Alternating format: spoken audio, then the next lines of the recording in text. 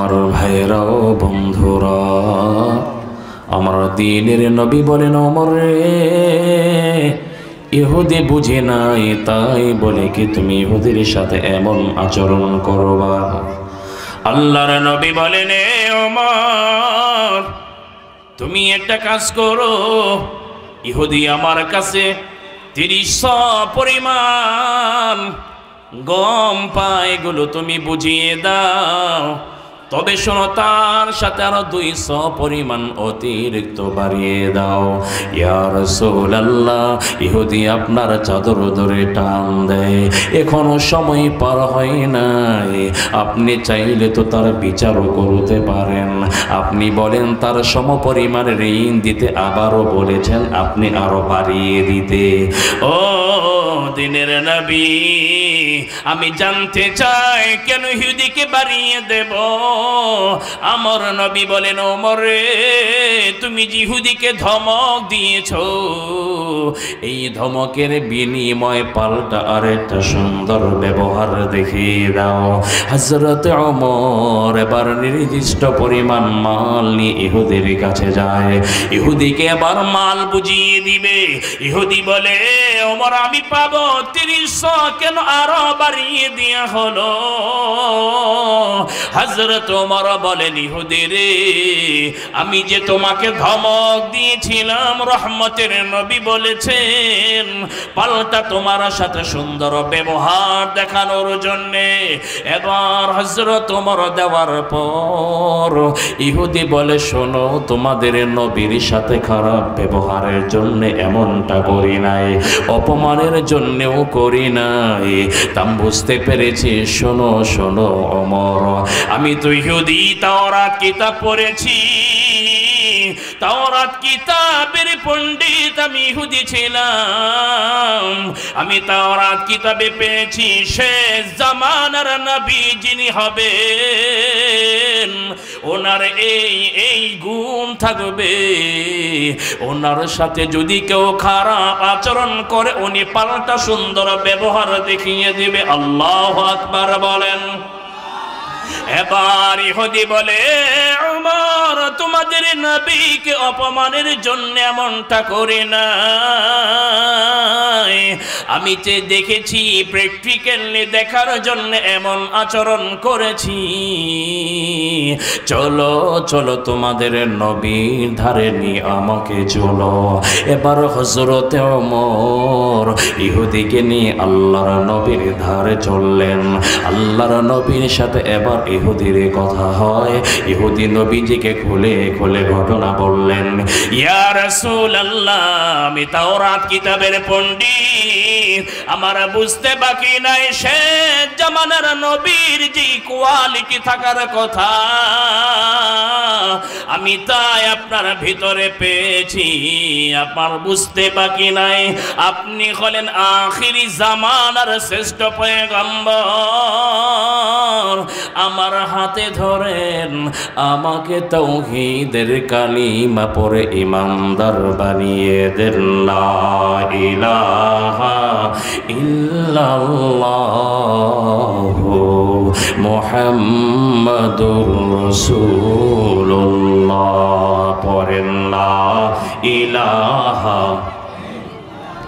জোরে লা ইলাহা লা ইলাহা।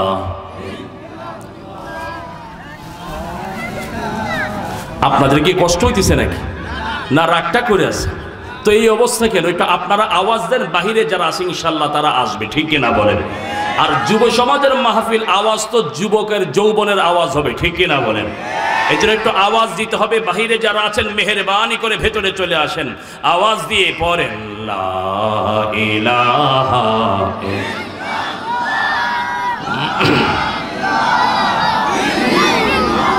জোরে লা ইলাহা, নেই কোন মাবুদ আল্লাহ ছাড়া, নেই কোনো মাশুক আল্লাহ ছাড়া, নেই কোনো মাবুদ আল্লাহ ছাড়া, নেই কোনো মাশুক আল্লাহ ছাড়া। আছেন শুধু যিনি, আছেন শুধু যিনি, তিনি আল্লাহ তাআলা, জোরে লা ইলাহা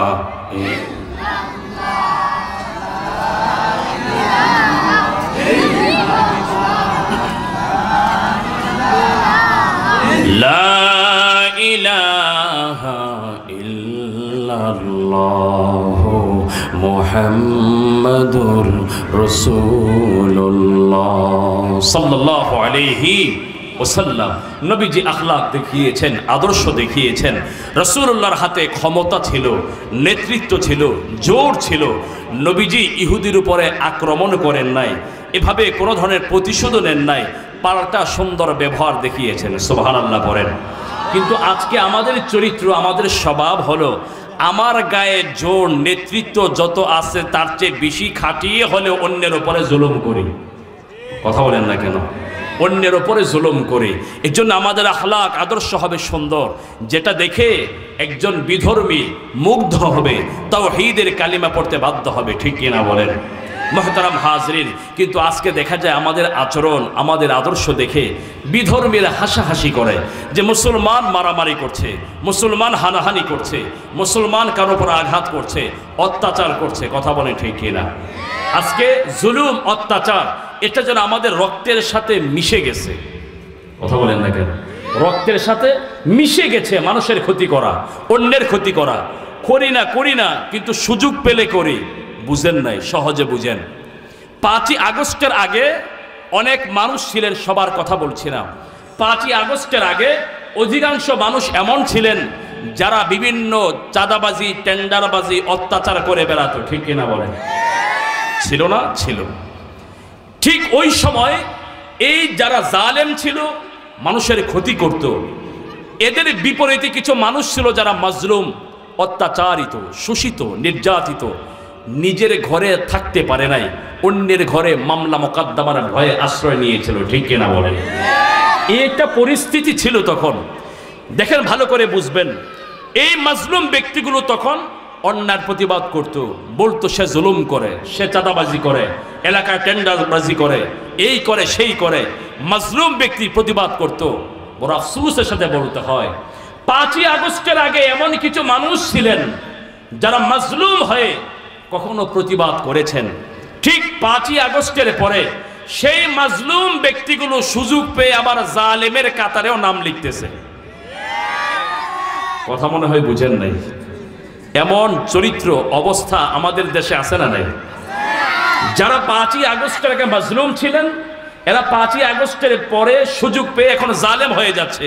এখন সেও চাঁদাবাজি করে, এখন সেও টেন্ডারবাজি করে।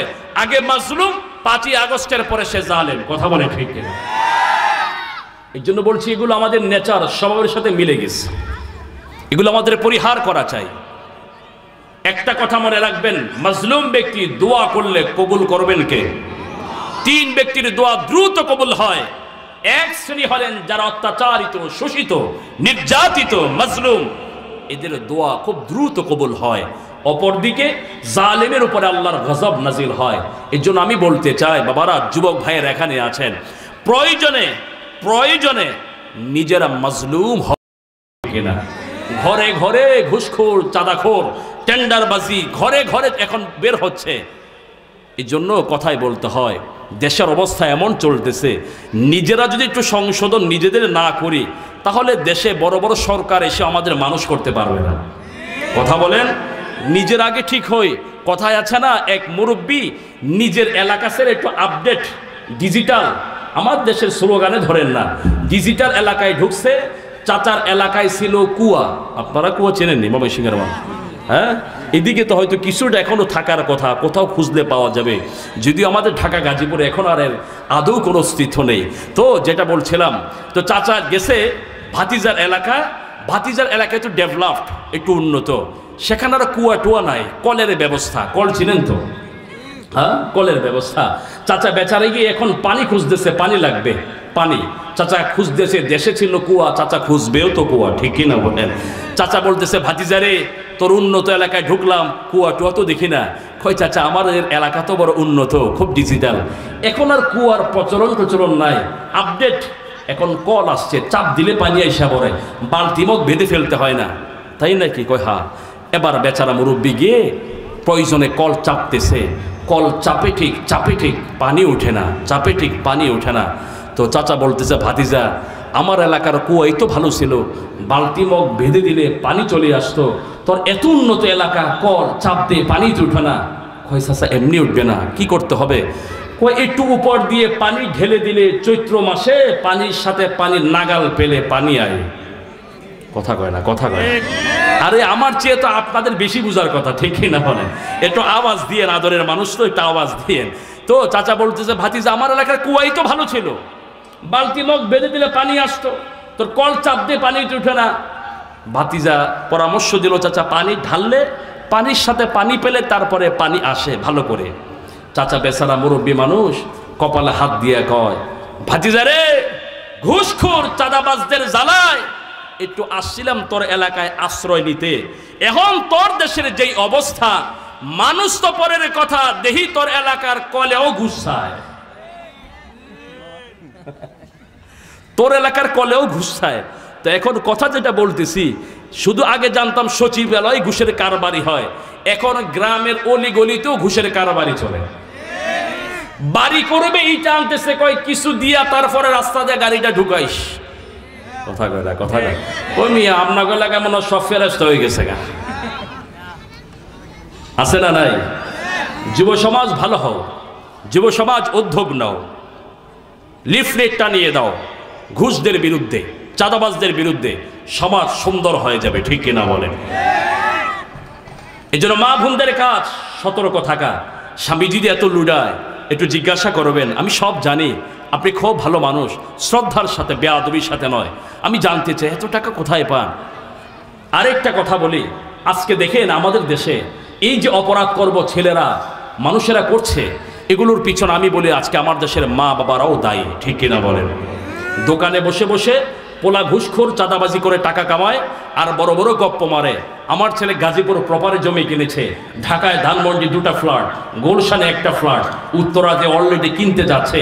এমন ঘুষখোর, এভাবে অপরাধী, টেন্ডারবাজি, দুর্নীতিবাজি করে চলে, এমন পোলার বাবা চায়ের স্টলে বসে বসে বড় বড় গপ্প মারে, নামাজও পড়ে, আছে না নাই?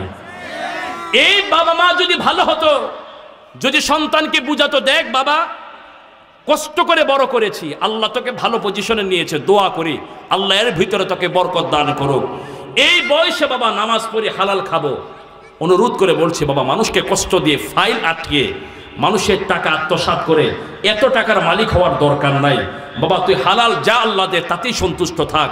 আমি বলতে চাই, আমার দেশের মা বাবা যদি এই সন্তানদেরকে বুঝাতো, হয়তো 1 মাসে বুঝ নিবে না, 6 মাসে নিবে না, 1 বছরে নিবে না, হয়তো কিছুদিন পরে আল্লাহ ওই সন্তানের ভিতরে হেদায়েতের নূর আল্লাহ দিয়ে দিতে পারে। কথা বলেন? বাবা মা ভালো হলে, ঘরের মানুষটাও ভালো হলে, স্ত্রী যদি ভালো হয়, স্বামীর ব্যাপারে সতর্ক থাকে, হারাম খাবো না, ওই স্বামীটাও আদর্শবান হতে পারে, ঠিক কিনা বলেন? তাহলে হযরত ফাতেমা বলছেন, কোত্থেকে পেলেন? হযরত আলী বলেন, আল্লাহ দিছে। সুবহানাল্লাহ। কে দিছে? জোরে বলেন না। আল্লাহ লাভ দিছে, আল্লাহ দিছে, কয় হ্যাঁ আল্লাহ দিছে, সুবহানাল্লাহ বলেন। এই জন্যে হযরত আলী দান করলেন মাত্র 6 দিরহাম, আল্লাহ 10 গুণ বাড়িয়ে 60 দিরহামের মালিক বানিয়েছে, সুবহানাল্লাহ বলেন। আমরা মানুষ যখন বিপদে পড়বে, আমরা তার পাশে দাঁড়াবো, ঋণ দিয়ে সহযোগিতা করব, বিনা লাভে, বিনা সুদে। এই এলাকার যুব সমাজ যদি চিন্তা করে, এই এলাকায় কোনো ধরনের সুদি লেনদেন দিব না, সুদি কিস্তির ব্যবস্থা রাখবো না, আমরা উদ্যোগ নিলাম, প্রত্যেকে 5000 করে টাকা দাও, 2 লক্ষ টাকা আমরা রেখে দেই, এই টাকা দিয়ে আমরা যদি স্ট্রং হই, যুব সমাজ যদি স্ট্রং হয়, কাউকে টাকা দিয়ে সেটা পরিশোধ করে নেবার মতো ক্ষমতা থাকে, যুব সমাজ যদি চিন্তা করে বিনা লাভে, বিনা সুদে এই টাকাগুলো দিয়ে মানুষকে, গরিবদেরকে ঋণ দিয়ে সহযোগিতা করব, ইচ্ছে করলে পারা যায় কি না বলেন? যদি করে, নবীজি বলেন যতদিন তুমি তাকে বিনা লাভে টাকা ধার দিয়েছ, এই টাকা দান করার সমপরিমাণ সওয়াব আল্লাহ তোমার আমলনামায় দিয়ে দেবে। কিন্তু আজকে বড় আফসোস, এক শ্রেণীর মানুষ হলো এমন, তাকে মানুষ ঋণ দেয়, উপকার করে, কিন্তু উপকার ভুলে যায়। ধরেন কেমন, রাগ করবেন একটা কথা বলি, উদাহরণস্বরূপ 5,000, 10,000, 15-20,000 টাকা সুদে আনার জন্য কিস্তির বই নিয়ে দৌড়াদৌড়ি করে, আছে না নাই? আবার মনে মনে বলে না যে মনে হুজুরে কেউ কয়ে দিছে, এলাকা হুজুর আমার জাপতাছে। আমাকে স্বভাব তো এরকম আছে, এমনটা মনে করবেন না। 5,000, 10,000 টাকা সুদে আনার জন্য কিস্তির বই নিয়ে দৌড়ায়, আছে না নাই? আমি বলতে চাই, আপনাদের কাছে জানতে চাই, 5,000, 10,000, 15-20,000 টাকা বিনা লাভে বিনা সুদে দেবার মতো এমন কোনো ধনী প্রতিবেশী নাই? কথা বলেন, দিচ্ছে না কেন? হয়তো আগে নিয়েছে, জবান দিয়ে জবান রক্ষা করে নাই। উদাহরণটা কেমন, এক ভাই 30,000 টাকা লাগবে, দিল। কবে দিবে? এই তো দিয়ে দিব। ঠিক আছে, ভালো কথা। এখন দিবে 1 মাস, 2 মাস, 6 মাস পার হয়। যেই বেচারায় টাকা দিছে 30,000, সে বুঝে তার টাকার জ্বালা, সে সলিমুদ্দিনে সহজে পায় না। মনে মনে ভাবলো ফজরে নামাজ পড়ে তার বাড়িতে গিয়ে দেখি, ওরে যদি ঘরে পায় সেখানে গিয়ে ধরে টাকাটার ব্যাপারে জানবো। এবার মুরব্বী হাঁটি হাঁটি পা পা করে ফজরের পর ওই ব্যক্তির সলিমুদ্দির বাড়িতে গিয়ে ডাক দেয়, সলিমুদ্দি বাড়িতে আসো। পিচকি পোলাকে উঠায় বলে, গিয়া বল আব্বাই বাড়িতে নাই। পোলাও মাশাল্লাহ দারুণ ট্যালেন্ট, বের হয়েছে, জিজ্ঞাসা করলো তোমার আব্বা কই? পোলা কয় আব্বাই কইছে আব্বাই নাকি বাড়িতে নাই। এমন আছে না নাই? কথা বলেন, আছে না নাই? এই চরিত্র আছে। ভালো করে মনে রাখবেন, এই সন্তান বড় হবে, আল্লাহ কপাল খুলবে, ঢাকায় চাকরি করবে, বেতন পাবে 50,000, কত হাজার বেতন পায়? 50,000। কথাগুলি ভালো করে বুঝবেন। এই যে মিথ্যা শিখাচ্ছেন, 50,000 টাকা বেতন পাবে। আপনি অসুস্থ, সন্তানকে ফোন দিলেন, বাবা আমি অসুস্থ, ময়মনসিংহ মেডিকেলে যাব, আমার 15,000 টাকা টেস্ট করাতে লাগবে। সন্তানকে ফোন দিয়ে খুব কাকুতি কণ্ঠে বলছেন, সন্তান ফোন ধরে জবাব দিচ্ছে, বাবা আমি যেখানে থাকি এখানে আমার বাসা ভাড়া আছে 8,000, খাবার বাবদ চলে যায় 5,000, 13,000, বাচ্চাদের লেখাপড়া এই আনুষঙ্গিক মিলে প্রায় আরও 3-4 হাজার, মাসে বাবা প্রায় 17,000 টাকা খরচ। আমি বেতনই পাই কোনো রকম 20,000। হ্যাঁ পাই কত? কথা কয় না। আমার কথা বুঝতেছেন আপনারা? উত্তর দেন, বেতন পায় কত? বাপেরে বলে কত? আবার বলেন সে পায় কত? 50। বাপেরে বলে কত? এই মিথ্যা কথা আমি সালিশা হুজুর এসে শিখাই গেছিলাম। কে শিখাইছে? ওই যে ছোট্টবেলা মিথ্যার বীজ বপন করেছেন, এই মিথ্যার খেসারত বাবা মা আপনাকেই কোনো একদিন ভুগতে হবে, ঠিক কিনা বলেন? তাহলে চলেন, রুহামা বাইনাহুম, একে অন্যকে দয়া করব, মায়া করব, অসহায় মানুষের পাশে দাঁড়াবো, আর আমাকে কেউ উপকার করলে তার উপকারে মূল্যায়ন করব। এটা হলো আমাদের 2 নাম্বার গুণ। যুব সমাজ, এ ধরনের মানবতামূলক কাজ আপনারা সমাজে করতে পারেন। আসেন এবার 3 নাম্বার, আল্লাহ বলেন সময়ের স্বল্পতা। تراهم ركعا سجدا يبتغون فضلا من الله ورضوانا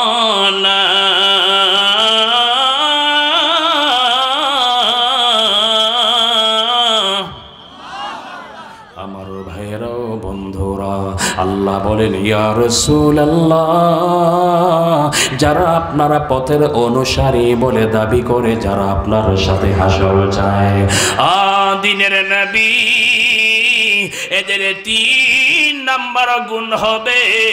এদেরকে দেখবেন এরা রুকু করে, এরা সাজদা করে, তথা এরা নামাজ আদায় করে। বাবারা রে, নামাজ নামাজ নামাজ। আপনারা বয়ান শুনেন, আমি তারা বয়ান করব না। আমি শুধু বোঝাতে চাই, নামাজ এমন একটা ইবাদত, যে ইবাদত আল্লাহর হাবিবকে আল্লাহ আরশে আজিমে নিয়ে উম্মতের জন্য সেখান থেকে আমাদেরকে দিদার স্বর্গ দিয়েছেন। ও ভাইরা, যুবক ভাইরা, আমার মায়েরা, বোনেরা, নামাজ কাজা করা যাবে না, নামাজ কাজা করা যাবে না। নামাজ পড়বেন, নবীর সাথে হাসর হবে। নামাজ পড়বেন, সাহাবীদের সাথে হাসর হবে। আজ বড় দুঃখের সাথে বলতে হয়, আমরা সারাটা দিন কাজ করে দিনটা শুরু করি।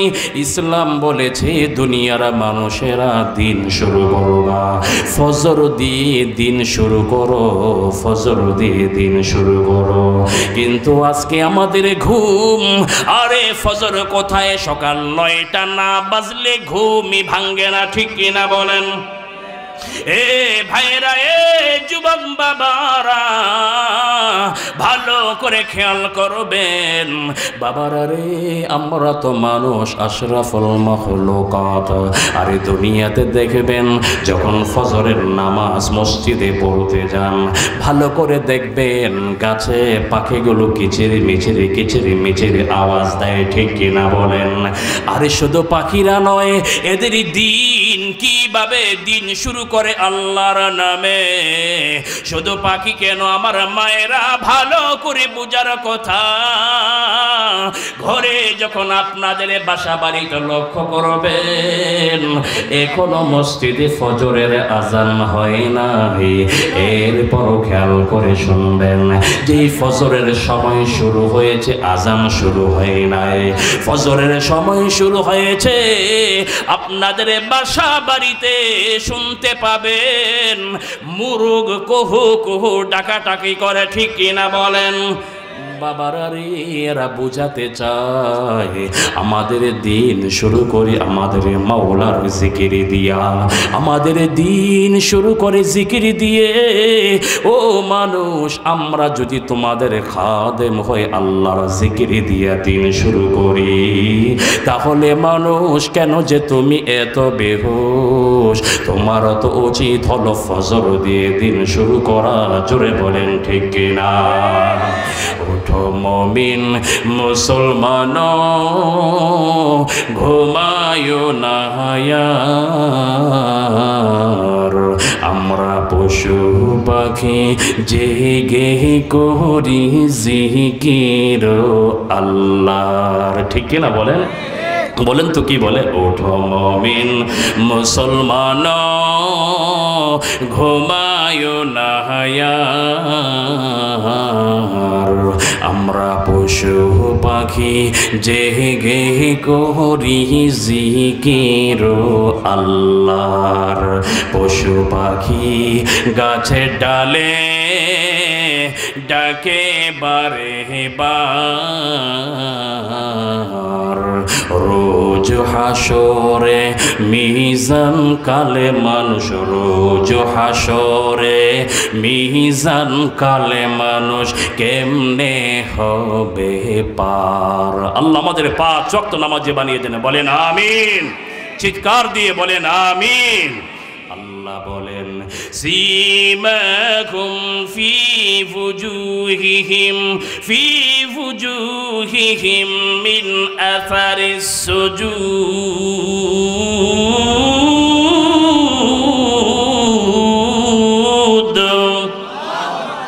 আল্লাহ বলেন নবী মুহাম্মদুর রাসূলুল্লাহ ওয়াল্লাযীনা মাআহু, নবীর সাথে যারা, এদের কোয়ালিটি হবে কয়টা? কথা কয় না, জোরে বলেন। 3টা কোয়ালিটি হবে। নাম্বার 1, আশিদ্দাউ আলাল কুফার, কুফরি মতবাদ যদি কেউ চাপিয়ে দেওয়ার ষড়যন্ত্র করে, মুসলমান তখন নরম নাকি গরম? কথা বলেন, নরম নাকি গরম? তখন মুসলমান গরম। 2য় নাম্বার গুণ হলো রুহামাউ বাইনাহুম, মুমিন মুসলমান একে অন্যকে মায়া করবে, একে অন্যকে মোহাব্বত করবে। নবীজি বলেন ইনিস্তাকা আইনহু ইস্তাকা কুল্লুহু, মুমিনের সম্পর্ক হবে এমন, কারো কোনো মুমিনের চোখে যদি ব্যথা হয়, পুরুষ শরীরটা যেন কেমন নিস্তেজ দুর্বল হতে শুরু করে। মুমিনের জন্য সম্পর্কটা এমন হবে, আমার কোনো ভাই বিপদে পড়েছে, সত্যিকার অর্থে ভালো মানুষ বিপদে পড়েছে, তাহলে ওই মুমিন ভাইয়ের এমন কষ্ট লাগবে যেমন তার চোখে ব্যথা হলে পুরুষ শরীর দুর্বল হয়। পৃথিবীর যে কোনো প্রান্তে, সেই ফিলিস্তিনে হোক, সেই কাশ্মীরে হোক, কোনো মুসলিম ভাই যদি নির্যাতনের শিকার হয়, বাংলাদেশের মুসলমানদের কষ্ট লাগবে, ঠিক কিনা বলে? ইমানের পরিচয়, রোহামা ও বাইনাহুম। এই জন্য আমরা একে অন্যকে মায়া করব, অভাবে পড়লে তাকে দান করব, পারলে ঋণ দিয়ে সহযোগিতা করব। যুব সমাজ এখানে আছেন, অনেক মেয়েদের বিয়ে দিতে পারে না, আপনি একটু সহযোগিতা করেন।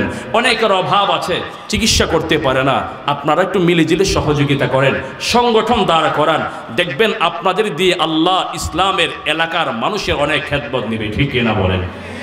মুহতারাম হাজিরিন, 2 নাম্বার গুণ। 3 নাম্বার গুণ, আল্লাহ বলেন তারাহুম রুকআন সুজ্জাদা, আমরা রুকু সাজদা করে নামাজ পড়ব নামাজ কাজা করব না তো ইনশাআল্লাহ। 5 ওয়াক্ত নামাজ পড়ব, বিশেষ করে ফজরের নামাজ। যুবক ভাইরা, দিন শুরু করবেন ফজর দিয়ে। কি দিয়ে? ফজরে নামাজ পড়বেন, ফজর মিস করবেন না। আপনি ফজর পড়বেন, বিশ্বাস রাখেন সারাদিন আপনার ভিতর থেকে আলসেমি যে ভাবটা থাকে আল্লাহ দূর করে দেবেন, শরীর চাঙ্গা থাকবে। ফজর নামাজ না পড়লে সকাল 9টা বাজে ঘুম থেকে উঠলেও দেখবেন শরীর ভার ভার লাগে, আর ফজর পড়বেন সেই 5টা বাজে উঠবেন, দেখবেন শরীর ঠিকই চাঙ্গা থাকে। যদি বিশ্বাস না হয় প্র্যাকটিস করে দেখেন আমার কথা। আসেন ফজরের পরে আরেকটা আমল আপনাদের দিয়ে শেষ করছি, সেটা হলো কোরআনে কারীম তেলাওয়াত করবেন। পারবেন ইনশাআল্লাহ? কি পড়বেন? কোরআন পড়েন। বাবারা, আল্লাহ তো আমাদের অনেক সুখে রেখেছেন। সাহাবীরা সে কাঠ কাটতে যান, কাঠুরে মানুষ, সে কাঠুরে মানুষ পর্যন্ত কর্মে গেলে কোরআনে কারীম থেকে একটু তেলাওয়াত করে চুমু খেয়ে কর্ম যেতেন। সুবহানাল্লাহ পড়েন। আমি আপনাকে বলছি না যে আপনি 20 পৃষ্ঠা পড়েন, বলছি না 10 পৃষ্ঠা, আপনাকে বলছি না 5 পৃষ্ঠা, আমি আপনাকে বলি 1 পৃষ্ঠা হলেও আপনি পড়েন। হুজুর, আমি তো 1 পৃষ্ঠাও পারি না। আপনি ছোট্ট একটা সূরা পড়েন, কোরআনে কারীমটা হাতে নিয়ে একটা ছোট্ট সূরা পড়েন। হুজুর, আমি তাও তো পারি না।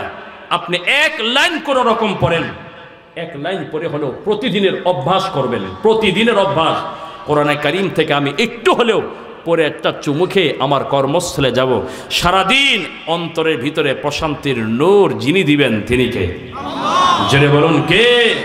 আল্লাহ বলেন যারা এই গুণ অর্জন করবে, নামাজ পড়বে, সীমাহুম ফি ওয়ুজুহিহিম মিন আসারিস সুজুদ, আল্লাহ বলেন তাদের চেহারায় সেজদার চিহ্ন, সেজদার নূর, আলো চমকাতে থাকবে। আলো দিয়ে কি করবো আল্লাহ? হাসরের মাঠ অন্ধকার, বিভীষিকাময় অবস্থা, কোথায় নবী, কোথায় সাহাবীরা, কোথায় আল্লাহ ওয়ালা? আমার তো খুঁজতে হবে, পাবো কোথায়? পেরেশান হয়ে যাব। যখন নামাজি তোমার চেহারা থেকে আলো, সাজদার আলো বিচ্ছুরিত হবে, এই আলো দিয়ে খুঁজে পাবে কোথায় সাহাবীরা, কোথায় আল্লাহ ওয়ালা, কোথায় নবী, তাদের সন্ধান পাবে। যখন তাদের সন্ধান পাবে, দুনিয়াও তাদের গুণ তোমার ভেতরে ছিল, অন্যায়ের প্রতিবাদ করতে, পরস্পর পরস্পর মায়া করতে, নামাজ পড়তে, যখন এই সেজদার আলো দিয়ে তাদের সাথে পাবে, নবীজি বলছেন আল মারউ মা মান আহাব্বা, যার সাথে যার ভালোবাসা তার সাথেই তার হাসর হবে। নবীজি বলেন উম্মতেরা এই সেজদার আলো দিয়ে নবীকে পেয়ে, আমি নবীকে পেয়ে, নবীর সুপারিশ পেয়ে আল্লাহর জান্নাতে চলে যাব। মুহতারাম হাজিরিন, তাহলে যেই কথা বললাম 3টা গুণের কথা, কয়টা? জোরে বলেন। 1 নাম্বার অন্যায়ের প্রতিবাদ করব, 2 নাম্বার পরস্পরকে ভালোবাসবো, সাহায্য করব, দয়াশীল থাকব, 3 নাম্বার 5 ওয়াক্ত নামাজ পড়ব ইনশাআল্লাহ। মাগরিবের সময় ঘনিয়ে আসছে, আমি বহুদূর থেকে ঢাকায় নামাজ পড়ি, খুব আর্জেন্ট বের হয়ে আসছি। আল্লাহ পাক এখানে পৌঁছিয়েছেন আলহামদুলিল্লাহ। আপনাদের সামনে কিছু কথা বললাম, আগে অনেক এসেছি, এদিকে তালাবো, এদিকে আসা হয়েছে, এই মাঠেও একবার এসেছিলাম বহু বছর আগে। হয়তো অনেক মুরব্বিয়ান আজকে নাই, আমি দোয়া করছি আল্লাহ ওই মুরব্বি, এই আপনাদের মতো এখানে বসে অনেকে বয়ান শুনতেন, হয়তো অনেকেই দুনিয়াতে নেই, আল্লাহ পাক তাদেরকে মাফ করে দেন, বলেন আমিন। আমি চলে যাব, আবার এক জায়গায় যেতে হবে, রাত গাজীপুরে। আমি আপনাদের কাছে দোয়া চাই, আপনাদের জন্য দোয়া করি, দোয়া করবেন তো ইনশাআল্লাহ। আমি আপনাদের জন্য দোয়া করি। মাঝখানে কিছু কথা বলেছি যেটা আমাদের সমাজে কিছু অন্যায় তুলে ধরেছি, কেউ মনে কষ্ট নেবেন না, নিজেকে বুঝাবেন, আসলেই তো কথাগুলো বাস্তব। হ্যাঁ, এই অপরাধগুলি এই সাজা আমিও পেতে পারি, এগুলো তো আসলেই বাস্তব। একটু বুঝে শুনে চলার চেষ্টা করবো ইনশাআল্লাহ। আল্লাহ যে কথাগুলি বললাম আমাকে, আপনাকে, আমাদের সবাইকে, মা বোন সহ সবাইকে কথাগুলির উপর আমল করার তৌফিক আল্লাহ দান করেন। আমলের নিয়তে ইখলাসের সাথে বলেন আমিন।